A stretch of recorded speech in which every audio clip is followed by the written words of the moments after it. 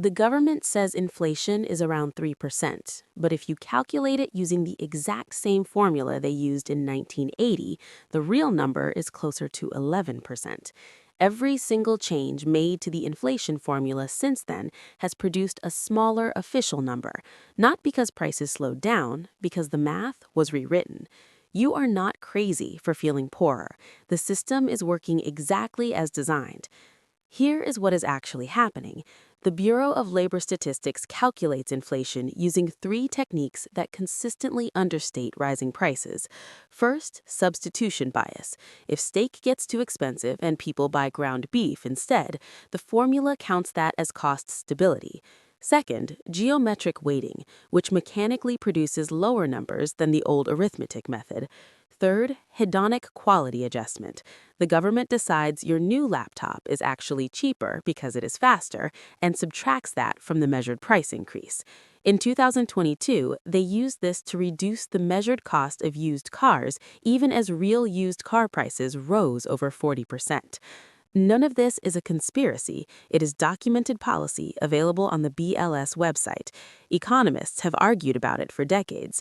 The methodology just happens to have been changed every single time in the same direction. This pattern is not new. The Romans debased their silver coins for 200 years. The gold content dropped from 95% to under 5%. The economy kept functioning. Prices just kept rising in ways that were hard to trace back to the emperor's mint. In Weimar Germany, the middle class kept their savings in marks and government bonds. The currency collapsed. Their savings were wiped out. The people who survived held land, gold, and foreign currency, not because they were prescient, because hard assets do not depend on a government's willingness to maintain their value. Argentina has run the same cycle for 40 years. Official inflation reported at 53% in 2019. Independent economists put it at 70%. Ordinary citizens who kept savings in pesos lost more than half their purchasing power in 3 years. The people who stored value in dollars and foreign real estate did not just survive, they bought their neighbors' assets at a discount. The pattern repeats, the mechanism stays the same. Now meet Marcus. He's 38, earns $82,000 a year, and got a 4% raise every year for 4 years. His company called it exceptional, but inflation ran at roughly 6% annually in real terms during that same stretch. His nominal salary rose 17%, his actual purchasing power fell by about 9%. He works harder, earns more, and buys less. He is not wrong to feel like he is falling behind. The math confirms it. Andrea started in the same place, same salary, same raises, but she moved every dollar above her emergency fund into a low-cost index fund 4 years ago. Her investments grew from $28,000 to roughly $52,000. Her real income also fell, but her net worth rose. The gap between them is not about talent or discipline, it's about which side of the inflation equation they're sitting on. This is the core mechanic. Inflation is not a tax on money, it is a tax on money that is not moving.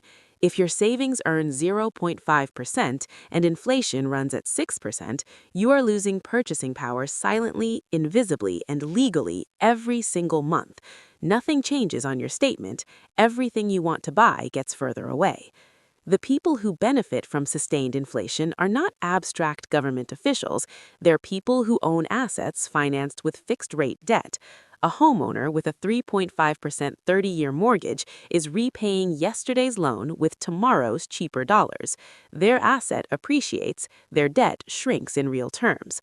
Meanwhile, renters pay fully inflated rent year after year on every dollar. The Federal Reserve's target is not zero inflation, it is 2%, permanently, because moderate inflation benefits asset owners, quietly reduces government debt, and compresses wages in real terms without triggering the political backlash that an actual pay cut would cause. 3 things to do now. Stop measuring financial progress in dollars. Measure it in purchasing power. If you saved $50,000 in 2019 and now have $52,000, you did not grow your savings. You shrank them by roughly $10,000 in real terms. Understand the inflation hierarchy. Cash loses, long bonds lose during inflation, broad index funds, real estate and supply-constrained markets, and commodities have historically held or grown real value over time. Every dollar in a below-inflation savings account is losing a fight it doesn't know it's in. Renegotiate the terms of your labor. A 3% raise when real inflation is 6% is a 3% pay cut. Anchor your next salary negotiation to purchasing power, not to last year's number plus a percentage. Here is the final reframe. Your savings account balance is not your wealth. Your purchasing power is your wealth. And right now, one of those numbers is going up, while the other quietly disappears.